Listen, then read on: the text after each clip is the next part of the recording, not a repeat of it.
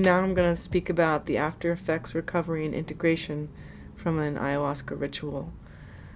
After the effects of the ayahuasca have worn off, people usually sleep.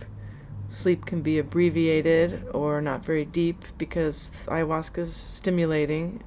So after sometimes 4 hours or a little bit more of sleep, people rise and start considering what happened to them the night before. Usually, because of the serotonin and because sometimes of the insights, people are in a good mood and feel just have a generally more reflective approach to their day. The group of people that the ayahuasca was drunk with, or it can be an outside group of people who drink in different contexts, who get together just for integration, or the integration can be done just with an individual therapist.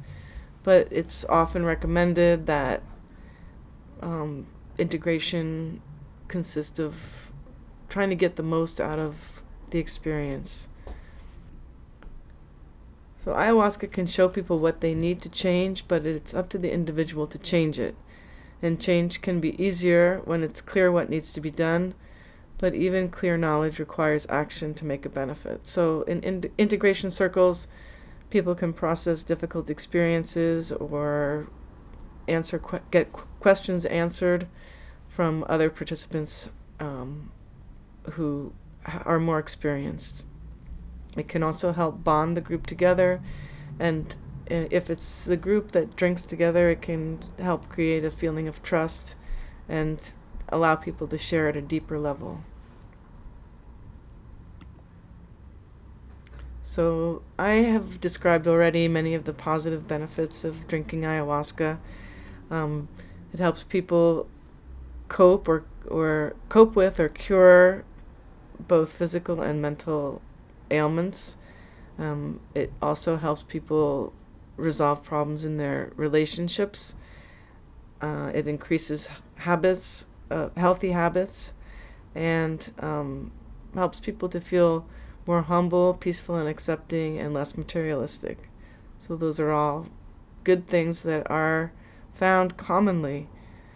One psychological danger that's been noted is an inflation of self-worth to the point of messianic feelings, and that the feeling that someone is the one who is chosen to lead others, or the one who is the healer, or who's going to be the person to determine the direction of the group. And this can sometimes be the sense of someone having a mission, which is pretty common and usually resolves in people dedicating themselves to what they might consider to be a higher calling. But it can also be, it's been noted that people who drink ayahuasca can be prone to having an inflated ego that other people notice, and they themselves feel ordained in some way. So I'm going to talk a little bit about uncommon results. So sometimes nothing happens, and that can be a one-time thing, or it can be just the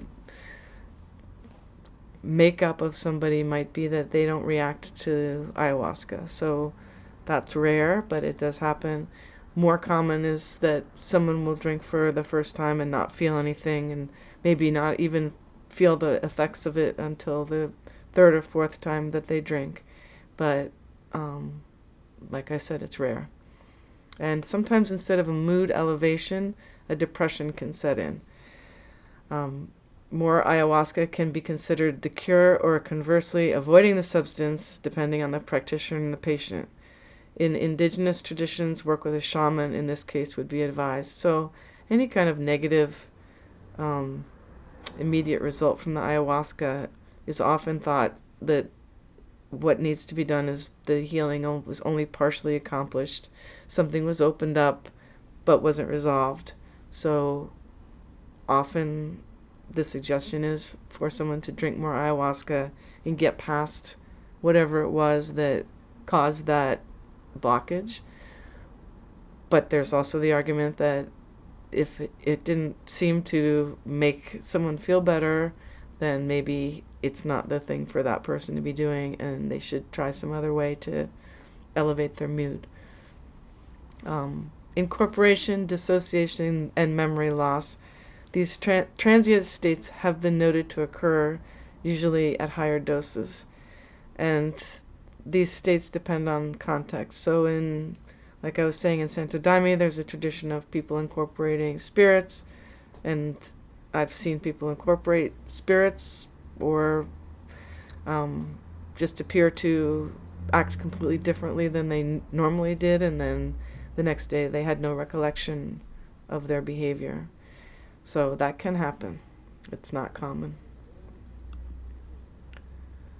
And finally, I wanted to end with the precautions, because for ayahuasca to be used safely and for it to be successfully used to help people, it should be treated with respect, and the experience should be entered into with caution.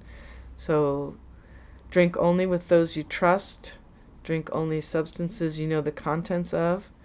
Drink in protected environments with access to medical care. Don't drink by yourself unless you're very experienced. Follow the dietary guidelines of the tradition you drink with, and enter into your session with humility and respect. So, following these, it is more likely that your experience will be rewarding and successful.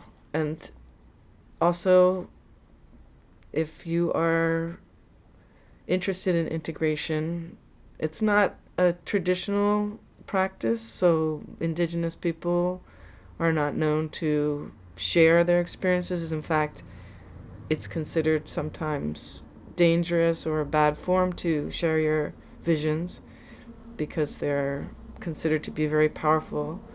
So that's not an indigenous practice. It's more of a Western practice related to therapy, but many people find it helpful.